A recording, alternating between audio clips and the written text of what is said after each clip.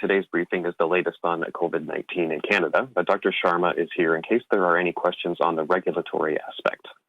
Aujourd'hui, nous entendrons les allocutions de la Dr. Theresa Tam, administratrice en chef de la santé publique, et du Dr. Howard New, sous-administrateur en chef de la santé publique du Canada. Les docteurs seront disponibles pour des questions après. Les docteurs sont accompagnés aujourd'hui par la Dr. Supriya Sharma, conseillère médicale en chef de la Santé Canada. Cette séance d'information a pour but de faire une mise à jour sur la COVID-19 au Canada.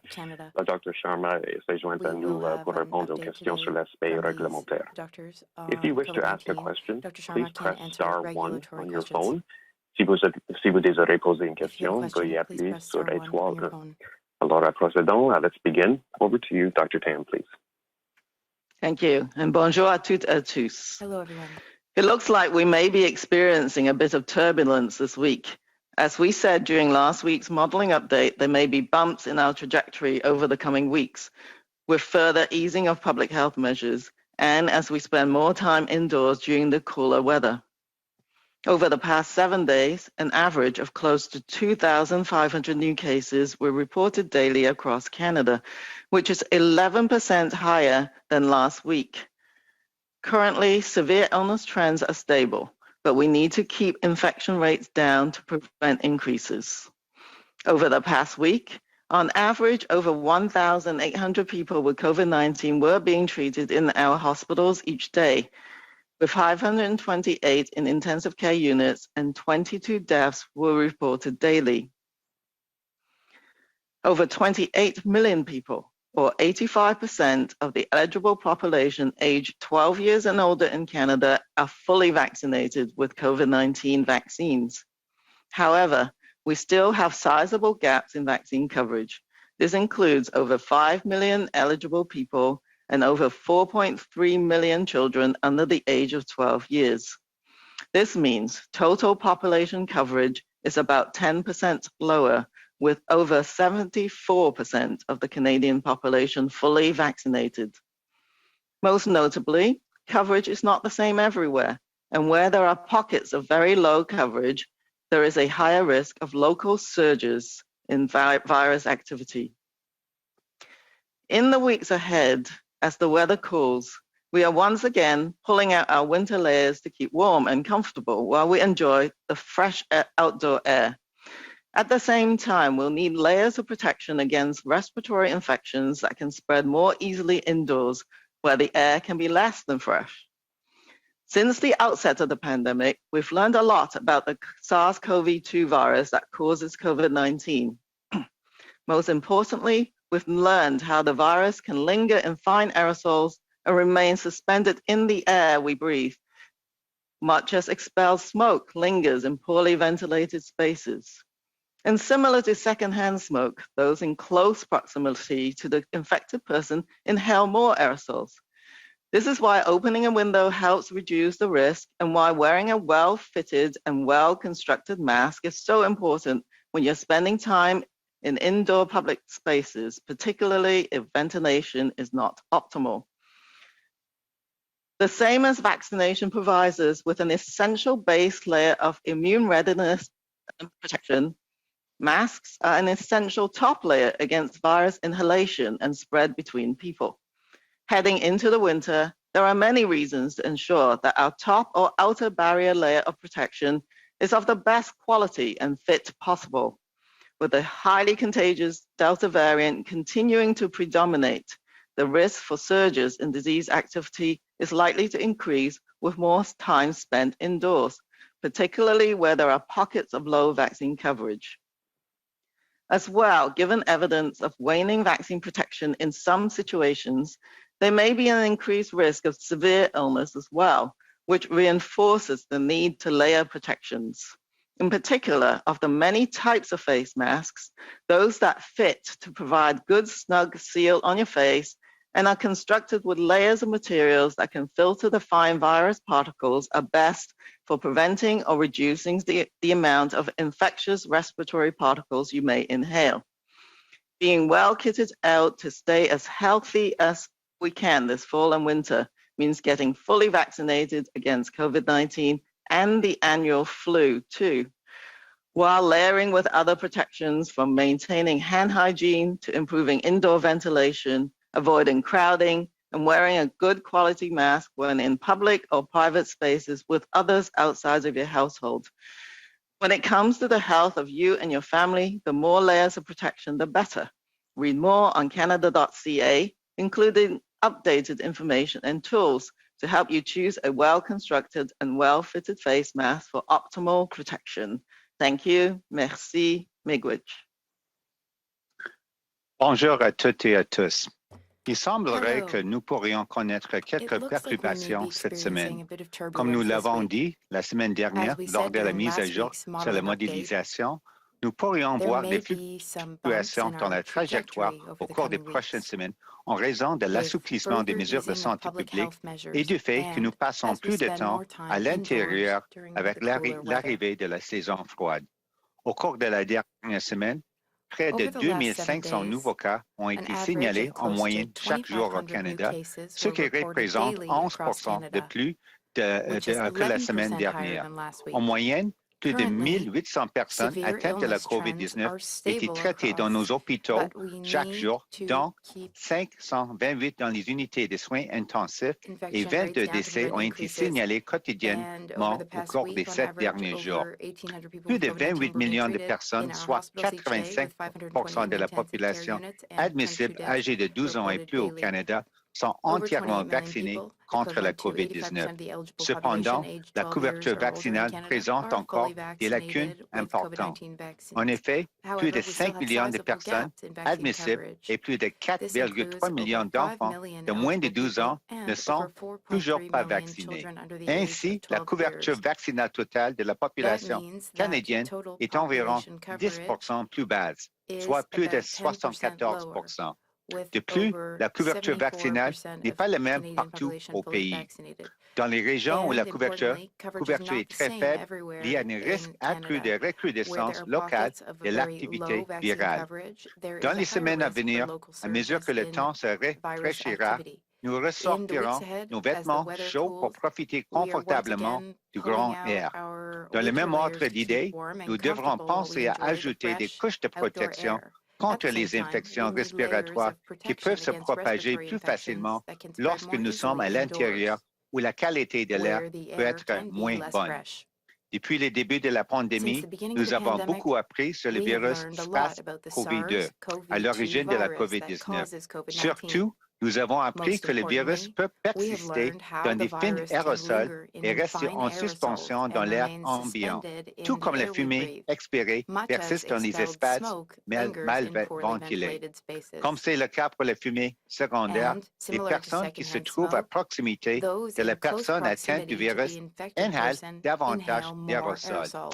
C'est pourquoi le fait d'ouvrir une fenêtre aide à réduire les risques et pourquoi le port d'un masque bien ajusté et bien conçu est si important lorsque vous passez du temps dans des espaces publics intérieurs, en particulier si la ventilation n'est pas optimale. Si la vaccination nous fournit une protection immunitaire de base, les masques constituent une barrière extérieure essentielle pour éviter d'inhaler le virus et de le propager d'une personne à l'autre. À l'approche de l'hiver, nous avons de nombreuses raisons de nous assurer que notre barrière extérieure est de la meilleure qualité possible et qu'elle est adaptée.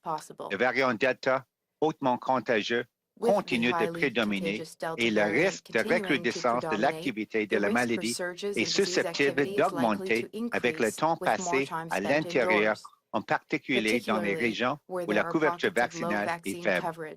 De plus, comme la protection conférée par les vaccins semble s'affaiblir dans certaines situations, le risque d'être gravement malade pourrait également augmenter, ce qui justifie la nécessité de multiplier les mesures de protection. En particulier, en ce qui concerne les différents masques, ceux qui s'adaptent parfaitement à votre visage et qui sont fabriqués avec des couches de matériaux capables de filtrer les fines particules virales sont les meilleurs pour prévenir l'inhalation des particules respiratoires infectieuses ou réduire la quantité des particules inhalées. Pour rester en aussi bonne santé que possible cet automne et cet hiver, il faut se faire vacciner contre la COVID-19 et la grippe saisonnière sans négliger les autres mesures de protection, comme se laver les mains, améliorer la ventilation dans des espaces intérieurs, éviter les lieux bondés et porter un masque de bonne qualité lorsqu'on se trouve dans les lieux publics ou privés avec des personnes qui ne font pas partie de la famille. Lorsqu'il s'agit de votre santé et de celle de votre famille, plus il y a des mesures de protection, mieux c'est. Pour en savoir plus, consultez le site canada.ca qui contient des renseignements et des outils à jour pour vous aider à choisir un masque bien conçu et bien ajusté qui vous assurera une protection optimale. Merci. Thank you. Miigwech. Merci, Dr. Tam and Dr. New. Thank you, Dr. Tam and Dr. We will now open the phone line to questions. We ask that you limit yourself to one question and one follow-up. We will be taking your questions in both official languages. Nous allons prendre des questions. Nous vous demandons de vous limiter à une question et une question suivie. Vous pouvez poser vos questions dans l'une des deux langues officielles. So, operator, first question. Opérateur, première question, s'il vous plaît. Operator, first question, please.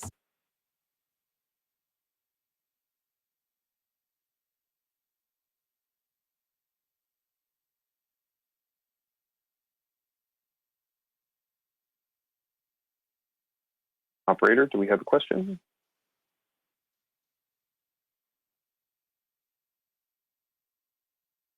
Operator, you might be on mute. We can't hear you.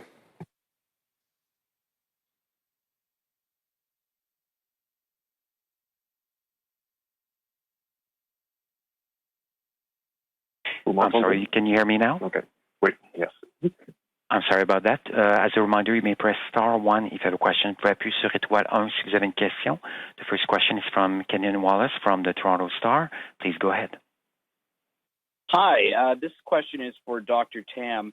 Dr. Tam, last week you spoke about the incident rate of daily COVID cases in children under the age of 12, at that time currently being the highest in Canada, despite the fact that they represented, I think it was 20% of daily cases were in kids under 12, but they represented only about 12% of the Canadian population. I just wanted to ask if that is, to your understanding, it's the same as it was last week. Are we still seeing that in kids under 12?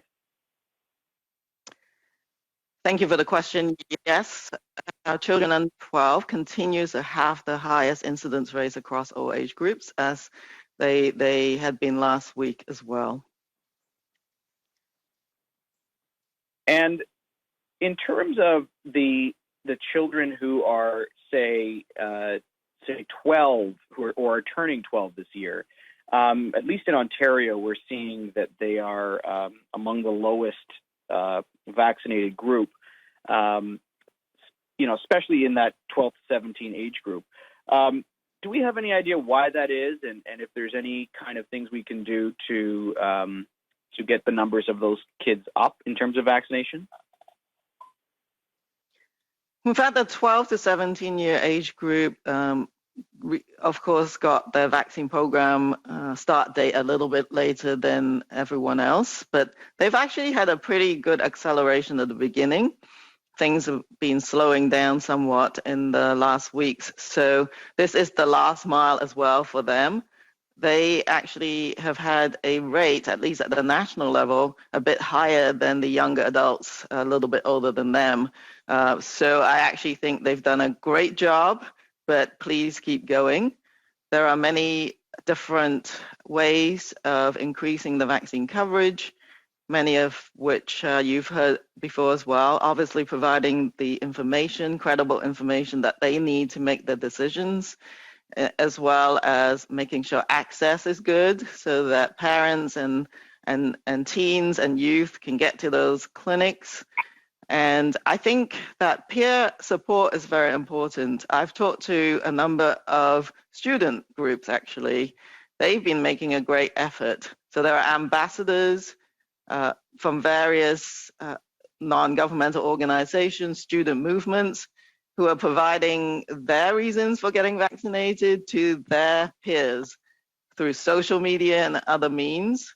So that's been a great a method as well. So I encourage all those student ambassadors to continue the great work while we provide information to healthcare workers, to counsel parents and youth as well. All right, thank you very much. Thank you.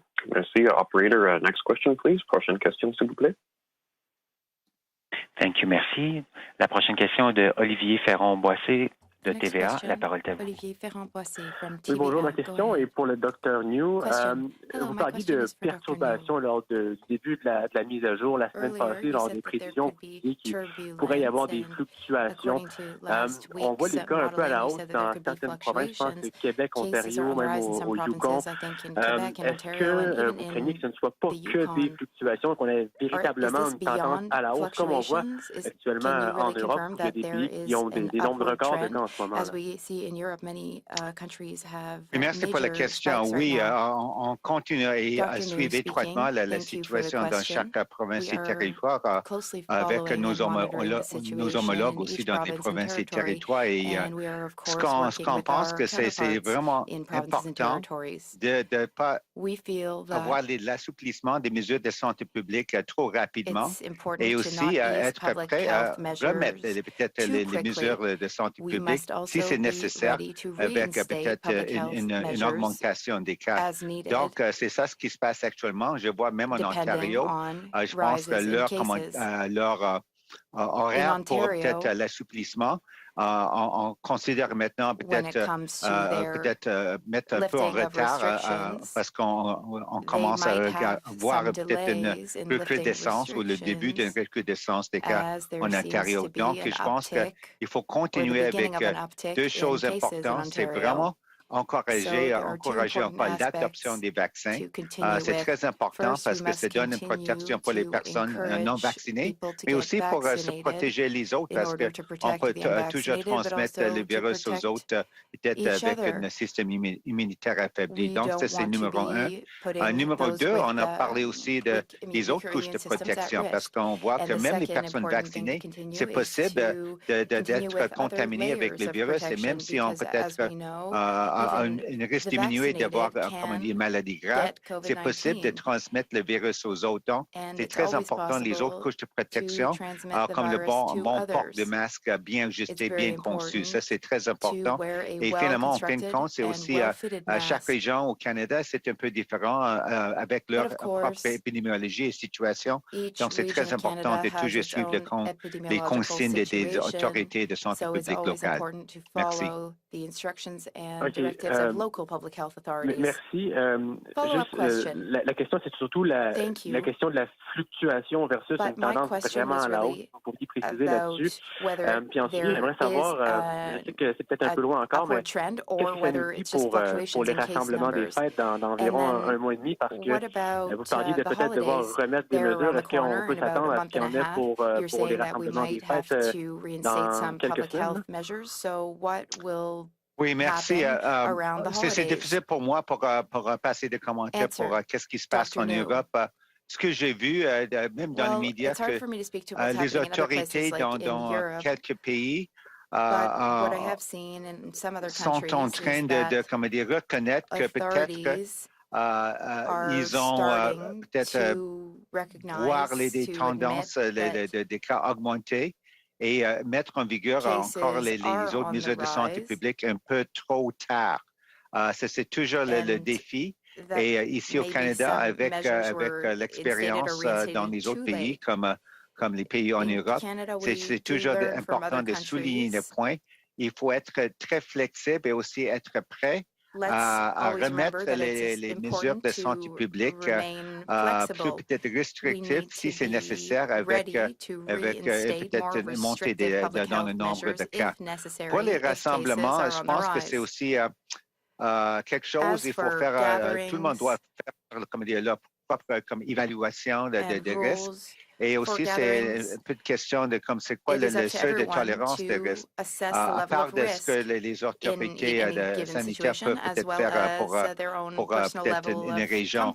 Je pense que c'est toujours important de souligner le point que si on veut voir des rassemblements, c'est toujours mieux si tout le monde dans le rassemblement est entièrement vacciné. Donc, c'est encore le point d'encourager l'adoption des vaccins, peut-être pour les membres de la famille pour je sais pas, n'importe quelle raison qui ne sont pas actuellement entièrement vaccinés. Et aussi de considérer pour les rassemblements, si c'est possible, je sais avec les fêtes de Noël et il fait froid partout au pays, mais si c'est possible, on peut toujours avoir des activités à l'extérieur.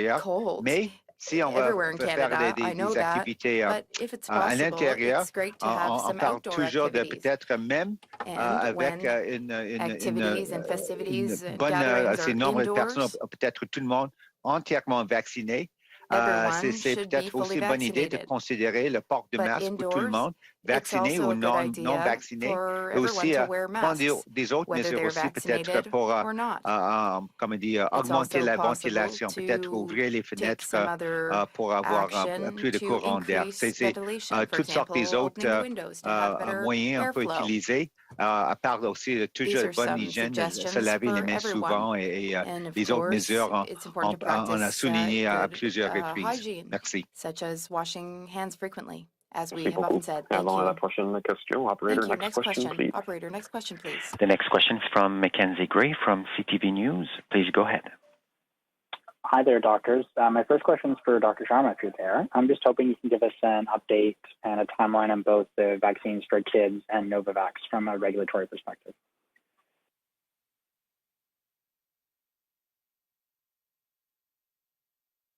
Yeah. Sure. So we are actively continuing the review of the Pfizer-BioNTech Comirnaty vaccine for children ages 5 to 11. As with all of the COVID-19 submissions, we're doing it on a priority basis, and we have a dedicated team that's looking at that data. And that data is not just the clinical data, but as well the formulation. And we look at that in the Canadian context for the possible use in children. That, as we said, that review is actively ongoing, and we expect to have a final decision in the next 1 to 2 weeks. So that's for the Pfizer and children. For Novavax, we now have a completed submission for that vaccine. We previously had the preclinical data, the laboratory and animal data, as well as the clinical data. Recently, we got the manufacturing data and the quality package. So we're looking at that as well. They have had some challenges with manufacturing and scale up. So we expect to have a bit of back and forth with the company as we continue the review of Novavax. Thank you for that. My follow-up, I guess, is for Dr. Tam, but anyone else can jump in if you want. Dr. Tam, you talked about the potential for cases rising and some turbulence in this period of time, and kind of thinking back to pre-vaccine, you talked a lot about high-risk behavior and avoiding that.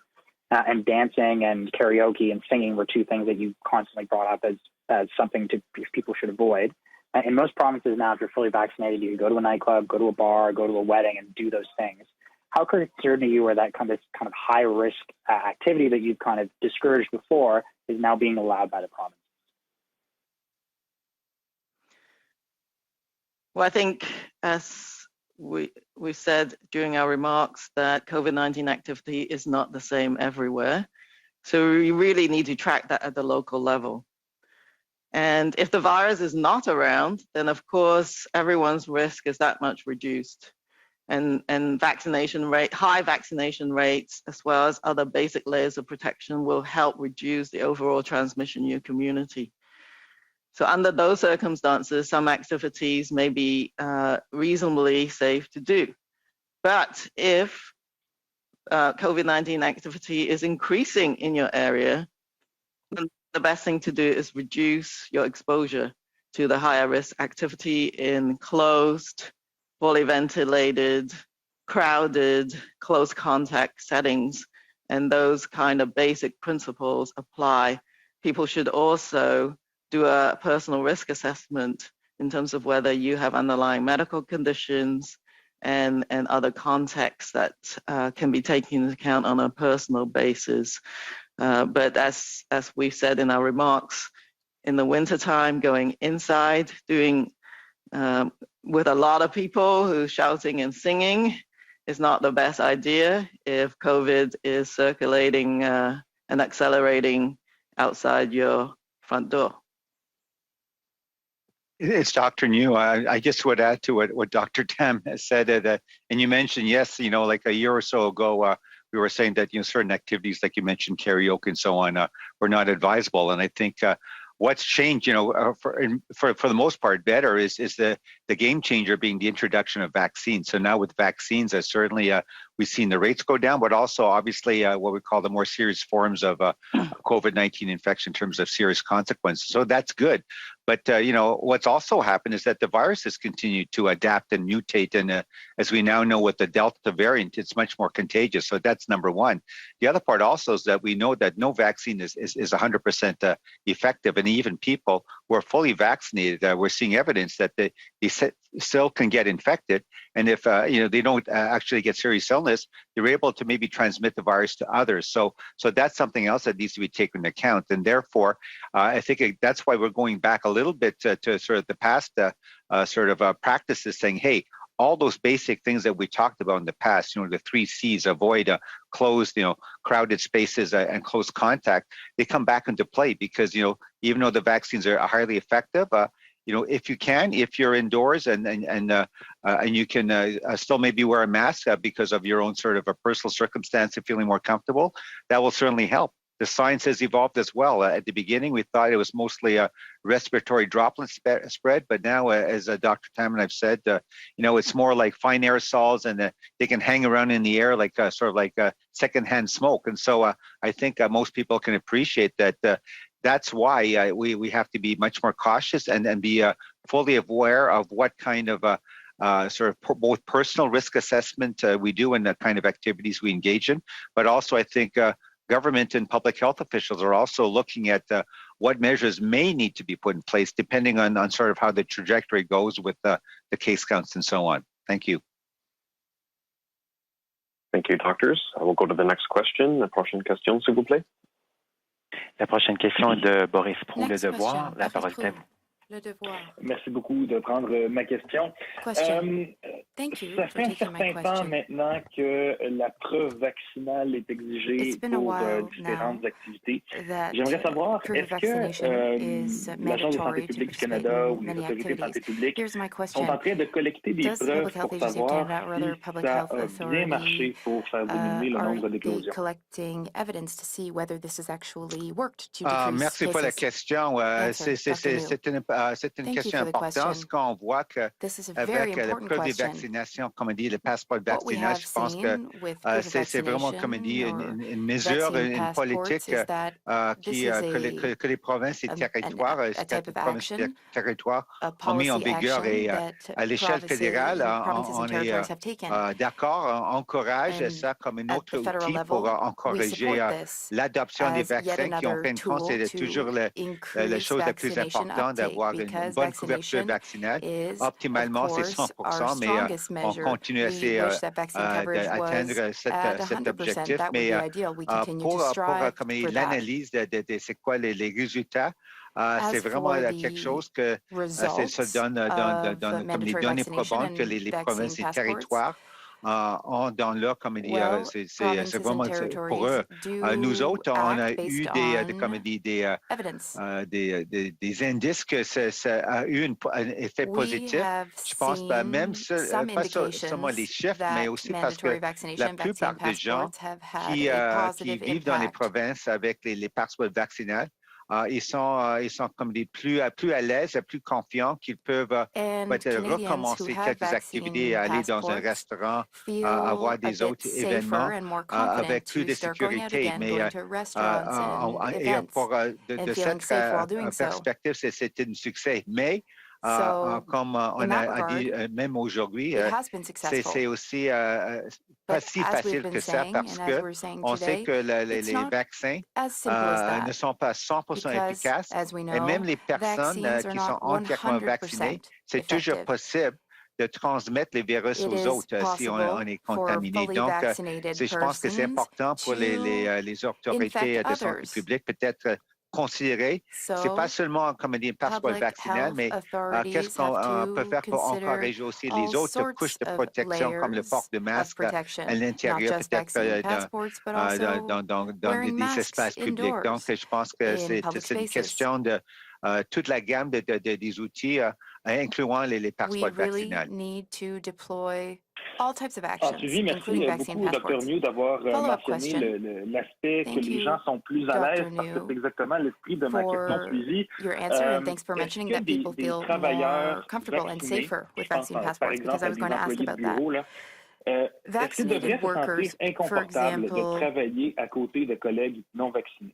office workers, should they feel unsafe or uncomfortable working Ouais, with, je pense en with effet unvaccinated colleagues? c'est Answer, toujours, Dr. New. c'est toujours la meilleure situation pour tout le monde si on peut assurer que Well, tous les employés dans it un is, of lieu de course, travail ideal sont entièrement in a vaccinés. workplace Je pense que that si all on peut employees seulement be parler fully pour, vaccinated. comme dit, la fonction publique ici, le gouvernement fédéral, on Here, exige que tous les employés in soient the federal public vaccinés service, entièrement et on a aussi it is mandatory for all employees des to be mesures fully vaccinated. administratives pour les personnes non vaccinées parce qu'on veut aussi There are assurer la also sécurité pour les administrative employés measures qui for commencent à rentrer dans un unvaccinated lieu de employees, travail because avec les autres employés. we really want to Je pense en ensure that principe, people who are si c'est returning possible, to work in d'encourager person encore with other que tout le people monde soit around them. vacciné We need everyone avant to feel qu'on safe ait comme des and to be rassemblements safe. des employés And dans un lieu de we travail. need everyone C'est to be toujours mieux. Je vaccinated pense que in moi, workplaces personnellement before aussi, there start to be comme larger médecin, numbers in workplaces. moi, je suis comme encouragé que la grande majorité As a des travailleurs doctor, de soins de santé sont entièrement vaccinés. I Et feel on it's very sait, c'est pas positive seulement that pour the majority moi-même, of pour être healthcare protégé, workers mais are aussi fully c'est une bonne vaccinated. mesure pour This protéger is a nos great patients. way Ça, to c'est protect quelque chose, ourselves on continue as à doctors and healthcare regarder tous les workers, but moyens also to protect our possibles pour patients. encourager We are continuing l'adoption to des look vaccins, into mais c'est un bon point que all c'est aussi sorts of different une ways assurance ou de to confiance pour increase les vaccination personnes vaccinées uptake. qui travaillent aussi avec les autres personnes entièrement And we vaccinées. want to ensure that fully vaccinated people work with fully vaccinated people and feel safe doing Merci so. beaucoup. Thank you. Prochaine question. Next question, please. Next question. The next question is from Abigail Biman from Global News. Please go ahead. Good morning. Thank you for taking my question. Last week, Dr. Tam, you talked about the PCR test requirement at the border, saying that, it was something that should be reviewed. I'm just wondering if there's any update there. Can you share whether any reviews are underway of that requirement, if there's any news there? Thank you for the question. Yes, that requirement is being actively reviewed. And so I'm sure there'll be further information to come. I just want to clarify one point is that the pre-arrival test that we require is a molecular test. It doesn't have to be a lab-based PCR test.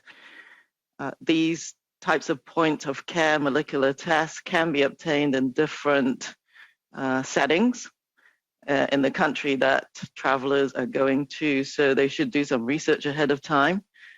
But it's not an actual PCR that we necessarily require as a molecular test, just to clarify that point. Can you talk more about that? If you felt that needs to be clarified, are there easier tests that people can do? What should they look for at the test sites in terms of molecular? Is that a message that you feel is not getting out there?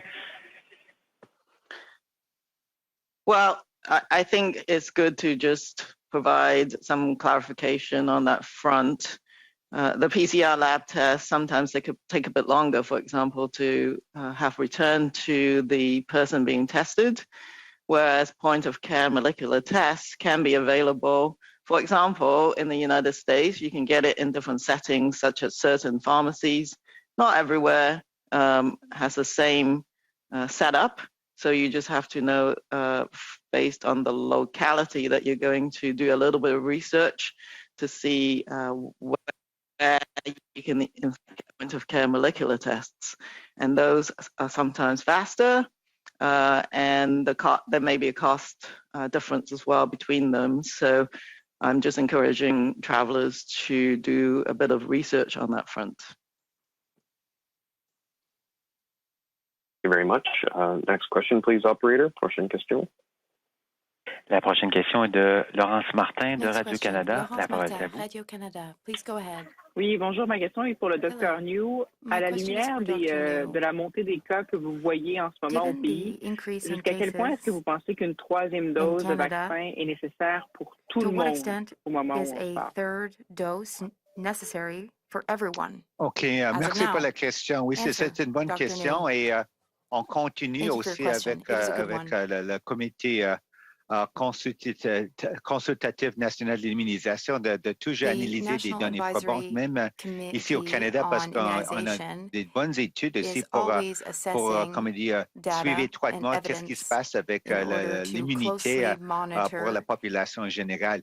On the sait level of déjà qu'il immunity y a un in déclin de Canada l'immunité among the parmi certains population. groupes à haut risque, We incluant know les personnes that in immunodéprimées. some Donc, groups, on a including déjà recommandé, those with le suppressed immune CCNE a systems, recommandé there une is troisième already dose de waning rappel immunity. pour certaines We populations à have haut risque. thus Et donc, je recommended pense a third qu'on dose, continue à a regarder booster for higher risk groups. les données probantes et c'est We toujours continue possible, to assess d'après moi, ce que je data. vois, mais aussi toujours les autres experts, que peut-être à un moment donné, peut-être l'année prochaine, à le And bon moment, to on peut follow avoir best peut-être une practices. recommandation. Mais pour At le some moment, point next year, there might l'immunité be a est très, recommendation encore for en général, pour everyone toute la population, est très to bonne, un have a bon third niveau de dose. protection. But currently, with 2 Ce n'est pas doses, nécessaire the parce que si general on a level of une bonne immunity and immunité, protection in Canada is c'est good. aussi, comme on dit, c'est comme on explique les We coûts need d'opportunité, parce qu'il y a beaucoup to de do ressources pour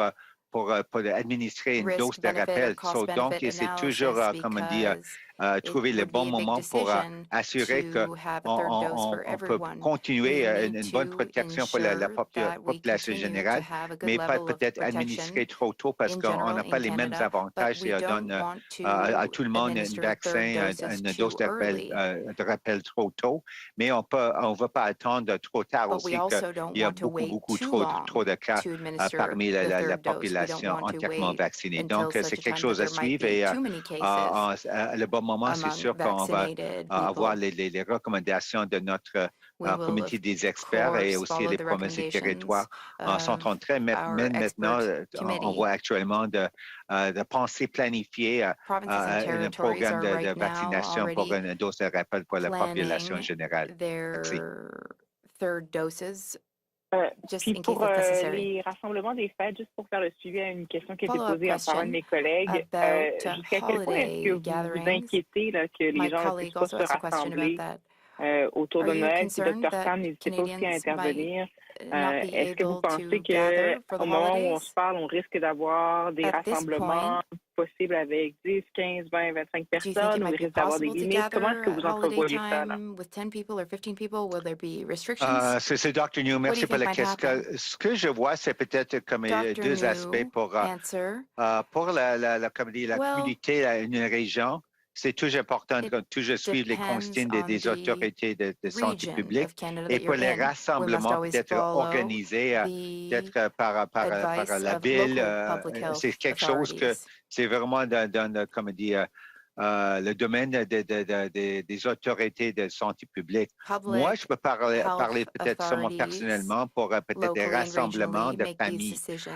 C'est sûr, je sais aussi avec ma belle famille, beaucoup de monde dans une famille ou aussi avec les neveux, les cousins, tout ça. Je pense que c'est une conversation, c'est important peut-être de commencer avec les membres d'une famille. Est-ce que tout le monde est entièrement vacciné et sinon, pourquoi pas? On doit toujours encourager l'adoption des vaccins.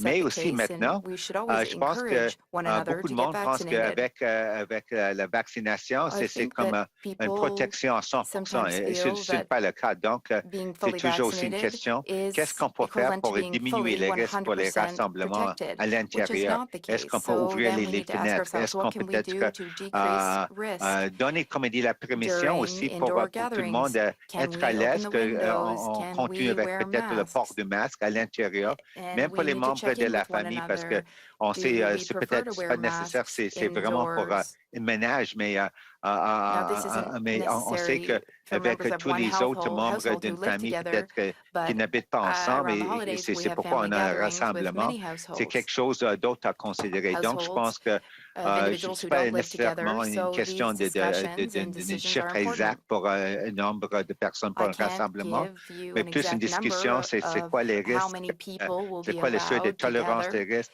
c'est quoi les choses qu'on peut faire. Peut-être que tout le monde peut assurer aussi de peut-être, si c'est possible, de faire les activités peut-être avec peu de distance entre les personnes, si c'est possible. Il y a toutes sortes des autres facteurs pour considérer parce que, comme j'ai mentionné en français avec l'acronyme BEC, si c'est possible, c'est toujours éviter les lieux bondés, le contact étroit et des espaces clos. Mais je pense que oui, c'est toujours quelque chose à suivre. Et dans les semaines entre l'heure actuelle et les fêtes, on va regarder c'est quoi les situations et c'est sûr, si c'est nécessaire, on peut modifier les consignes, les conseils pour toute la population, mais aussi spécifiquement dans quelques régions, peut-être que si l'épidémiologie mérite. Merci. Regionally, depending on the epidemiological situation. Thank you. Prochaine question. Next question, please, operator. The next question is from Ryan Maloney from CBC News. Please go ahead. Hi there. Thanks for taking our questions. My question is for Dr. Tam. How many of the 5.5 million unvaccinated Canadians do you think still might be reachable and persuadable based on PHAC's research? Anecdotally, premiers like Jason Kenney believe there is a significant demand for the Johnson & Johnson option, notwithstanding the advice that Pfizer and Moderna are preferable. Has PHAC seen evidence suggesting that there will be a significant uptake of the single-dose vaccine? Yes, thank you for the questions. I'll maybe just answer the Janssen vaccine question first. So I think people already know that the initial doses of Janssen vaccine has actually arrived in Canada and are being distributed to provinces and territories. And we have received requests from the provinces in terms of the number of doses that they think they may need. But I think what we need to do is just monitor over the next couple of weeks as to what that uptake looks like. So we don't actually know yet. But I think the concept being is that being vaccinated is the key. Certainly, based on the information and the data that we have, the mRNA vaccines are performing very well and seems to perform better than the Janssen vaccine. But I think it's better to have a vaccine into someone's arm than to have someone not vaccinated at all. Secondly, just to remind people that the National Advisory Committee on Immunization has recommended a booster or a second shot for people who got the Janssen vaccine. So it's just something to bear in mind if that's the vaccine that you're going to choose. So certainly we've heard demands. We don't know exactly what that demand might look like, but we just need to monitor it. So your other question in terms of how much higher can we get in terms of our vaccine coverage, I'll just add to a point that Dr. New made in French. We did see an increase in vaccination since about mid-August. We plateaued just ahead of that. But since the federal government and other levels of government had announced vaccine proof requirements, we did see, I think, over 5.5% increase in that the first dose vaccine coverage. Given that the last mile in getting that vaccine coverage up is so hard, that's quite a significant increase. Every day, there's still more people getting vaccinated slowly, but there's still more of them. So we do believe that we can gain several more percentage points of those eligible not being who haven't already got the vaccine. But that is also different in different areas of Canada. So you get pockets of under immunization and then other areas that are very highly vaccinated. And hence, we're going to get turbulence over the next months because the virus, which is very contagious, is going to enter those pockets of under-immunization and give us surges. So I think in those pockets of under-immunization, much can still be done to try and get those vaccination rates up, including providing the Janssen vaccine, if that's what may get us there. Thanks for that. And Health Canada has said that Johnson & Johnson doses will include warning labels for rare but serious side effects like autoimmune disorders or blood clots. What do you say to people who believe that the Johnson & Johnson vaccine is safer than the vaccines that use the messenger technology?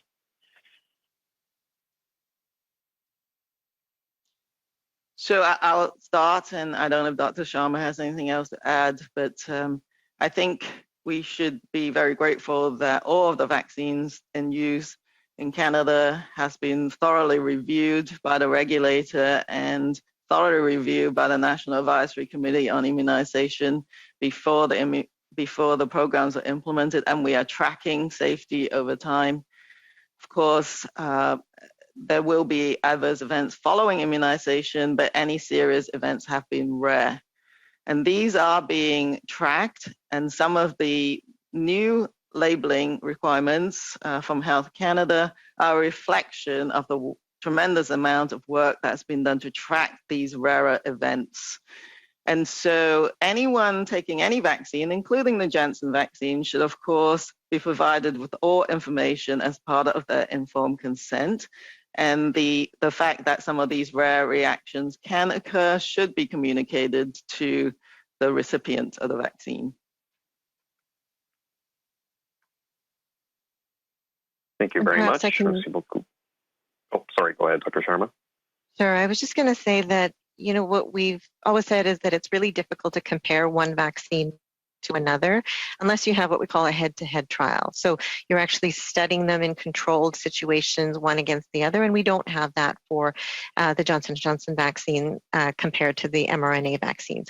What we do know is about, you know, the billions of doses of the vaccines that have been provided, and that they do have different safety profiles. I think in general, we were recommending the mRNA vaccines, both because they have, in general, a higher level of efficacy or effectiveness, and that they did not carry with them some of the serious adverse events around the serious clots with low platelets that we saw in both the Janssen vaccine and the AstraZeneca vaccine.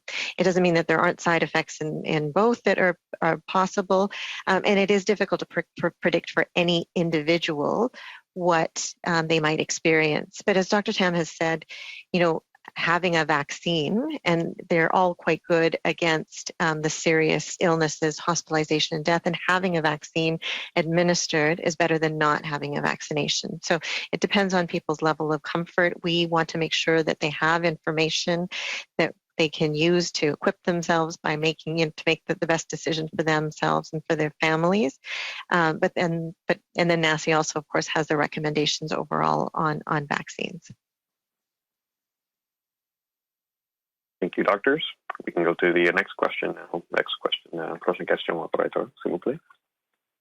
Thank you. Merci. As a reminder, you may press star 1 if you have a question. Vous pouvez appuyer sur étoile 1 si vous avez une question. La prochaine question de Mylène Crête, La Presse. La parole est à vous. Next question, Mylène Crête, oui, La Presse. Bonjour. Please go ahead. J'aimerais savoir, Hello. après la troisième dose de vaccin, la semaine dernière, vous nous aviez montré là, une carte du Canada où il y avait certaines régions du pays, particulièrement dans le nord, où il y avait une recrudescence de cas de COVID-19. Est-ce qu'une recommandation pour une troisième dose dans les régions comme ça où l'immunité des gens est en train de diminuer est quelque chose que vous envisagez?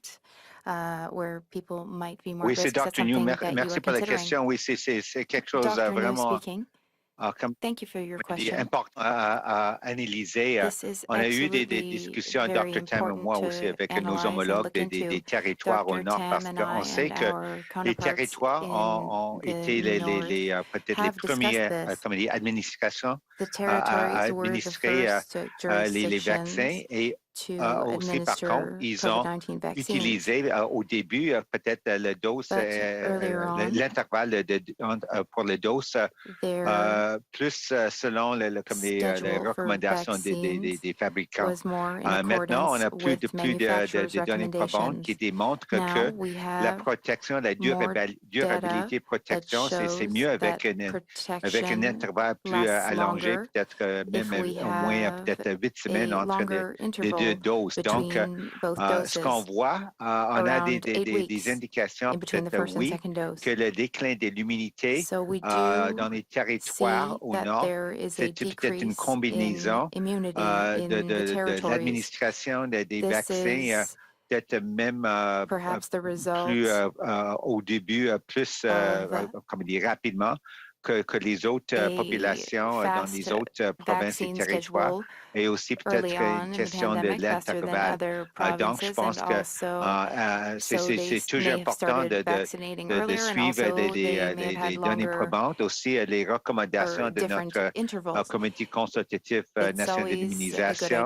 Mais en fin de compte, c'est vraiment une décision des provinces et territoires. Et on voit maintenant, à l'heure actuelle, ils ont commencé selon leur analyse des données probantes, selon leur contexte et situation, et aussi avec l'épidémiologie, de commencer avec une dose de rappel pour certains groupes et populations à risque. Donc oui, c'est quelque chose, on continue à suivre la situation partout au Canada parce qu'on a toujours comme des leçons on peut tirer d'une province à l'autre avec leurs propres expériences et tout le monde peut apprendre des autres. Merci. Et ma deuxième question porterait sur la recrudescence des cas qui est observée en Europe. Est-ce qu'il faut s'attendre à avoir la même chose ici au Canada dans les prochaines semaines? Oui, c'est une question, je pense qu'on a posé plusieurs fois. Nous autres, ici au Canada, c'est toujours important d'apprendre des expériences dans les autres pays comme en Europe. Et je pense que c'est aussi comme un peu comme un avertissement parce qu'on sait qu'avec le recrudescence, vraiment avec le taux, l'incidence des cas, ça peut vraiment être comme une courbe exponentielle. Donc, je pense que c'est pourquoi ici au Canada, ce qu'on voit avec toutes les provinces et territoires, je peux parler même de la province où j'habite, c'est l'Ontario. On continue à regarder étroitement c'est quoi les situations épidémiologiques. On commence à voir qu'il y a une hausse où on commence à augmenter le nombre de cas quotidiennement. Et peut-être que c'est une considération peut-être de mettre en vigueur encore les autres mesures de santé publique plus restrictives parce qu'on a vu avec les autres vagues ici au Canada que si on attend trop longtemps, on peut avoir des répercussions trop graves et avec peut-être des hospitalisations et aussi des personnes dans une unité de soins intensifs. Donc, je pense que c'est toujours une combinaison de regarder, apprendre qu'est-ce qui se passe dans les autres pays, mais aussi regarder qu'est-ce qui se passe ici au Canada avec notre propre expérience avec les autres vagues. Merci beaucoup. Thank you. This will conclude today's press conference. Thanks everyone for your participation. Any additional questions can be directed to Media Relations at the Public Health Agency of Canada. La conférence de presse est maintenant terminée. On vous remercie de votre participation. Si vous avez d'autres questions, n'hésitez pas à communiquer avec le Bureau des relations avec les médias à l'Agence de la santé publique du Canada. Merci et bonne journée. Thank you and have a nice day. Thank you. Merci. The conference has now ended. La conférence est maintenant terminée. Please disconnect your lines at this time. Veuillez s'il vous plaît